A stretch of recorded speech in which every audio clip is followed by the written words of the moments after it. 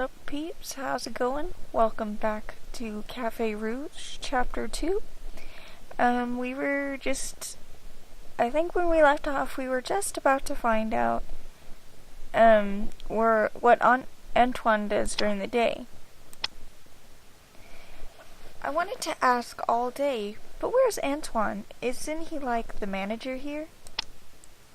Chris looked away, disgruntled. Honestly, I don't know what he does. The majority of the time, he's always in his office. For the owner of a prosperous cafe, he sure doesn't do much work around here. And actually, I'm substituting supervision for Damien. Damien? He's away right now on a business trip. He's Antoine's substitute, who I'm substituting right now. He let out a frustrated sigh. Poor thing. All he does is just work. He's so cute. Anyway, you'll meet him soon. Why don't you go over to Aldo? He'll teach you the knickknacks of the kitchen. My portion of the employee training is over. Chris waved goodbye and made his way out the kitchen door. Aldo? Yes, Frau... I can't I think he's speaking German? Maybe? I don't know. Looks like I'm your assistant. Perfetto, perfetto. Let me teach you Black Forests. We run low on cakes, you see. He gestured to the ingredients and tools on the counter. Let the cooking begin. And remember, as they say in Ratatouille, everyone can cook. Ratatouille is one of my favorite movies, guys. And now we will cook. Grease the pan by dragging the butter along air. I can't tell. Oh, there's the sound. Okay. Oh, this little dot. I don't see it. Oh, nuts. Go powder first. Powder. Egg. This stuff. This stuff. This stuff. This stuff. And this looks like mashed potatoes. With bacon bits. Stirring, stirring, stirring up the chocolate cake. Chocolate cake. Stirring up the chocolate cake because it's so delicious. And if I don't stir it correctly, then people will get food poisoning. And we don't want that, do we now? Pick the ends of the dough to knead. It looks like liver. You know, like in liver and onions. I've never tried it before. It doesn't look very appetizing, but what can I say?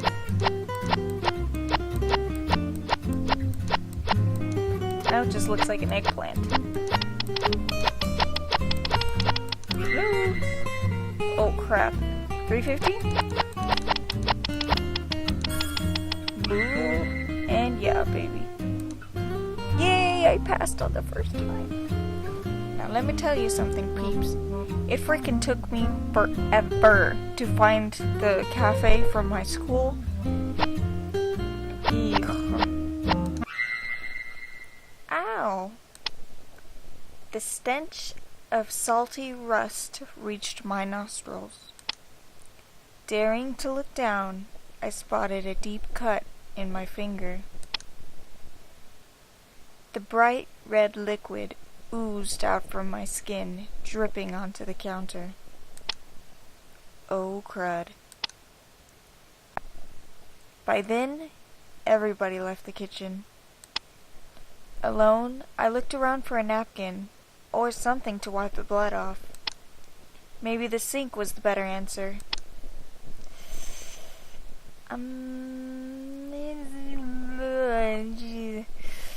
A napkin, they could use it. Go for the sink. Turning on the faucet, the cold water rushed out. I looked away as I shoved my bleeding finger under. Holding my breath and closing my eyes, I refused to look or smell the putrid red. All of a sudden, a loud commotion sounded outside the kitchen door. Ooh. I headed out the kitchen into the lobby. Everyone was gathered around somebody concealed from my view. Did you bring any gifts? Tell us absolutely everything, including the size of those Raspa sensor. That wasn't very nice or appropriate, Mr. Aldo. Aldo! There you go, Diane, you tell him. But first, Antoine hired a new girl. Not just new, human too. Oh, and who would that be? As everyone moved away, a young man with strange metal wares stepped through. I can't believe Antoine actually hired a human. I'd love to meet... He stopped in his tracks the moment he saw me. As our eyes met, shock overtook him as he took a step back. Damien? Is everything all right? Fear was clear in his eyes as he examined my face. Is this deja vu? Is he? Ah, Damien! Out from the kitchen, Antoine stepped out. He patted my shoulder as he gave Damien a stern look. This is the new girl, Isis Black. Damien stared for a long time. That's all he did. At last he broke into stride and walked up to me. Damien Azarov, pleasure. He doesn't look very pleased to meet me. He looks a little confused and sad at the same time. His cold tone alarmed me. Keeping my mouth shut, nobody spoke. Come on, everybody. Let's not dilly-dally now. Back to work. Damien narrowed his eyes. He finally turned and began walking the other way. Everyone else followed. Damien, now tell us everything. Give us the gifts. Let us see now. What a prick. That's not very nice. Don't say that, peeps. Don't mind him. He's usually not that bad. Antoine squeezed my shoulder. Letting go, he exited through the kitchen door. As I stood there in the pastier corner, I couldn't help but suspect there were far more secrets hidden beneath.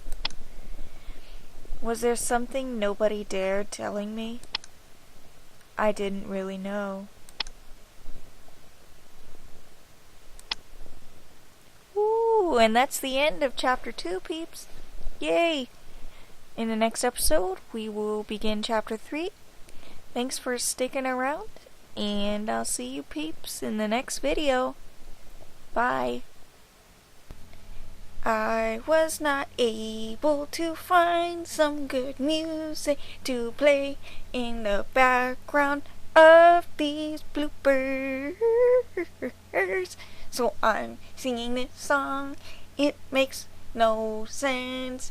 Now I'm going to go away. Hey! Chris waved goodbye. Antoine squeezed my shoulder. The word squeezed is weird if you think about it. Ugh. It's just weird to say squeezed. Squeezed. Ugh. As I stood there in the pastier corner,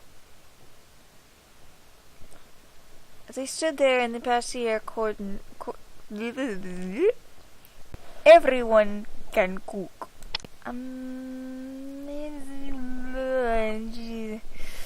As everyone moved away, a young man with a strange metal As everyone moved away, a young man with strange bacon bits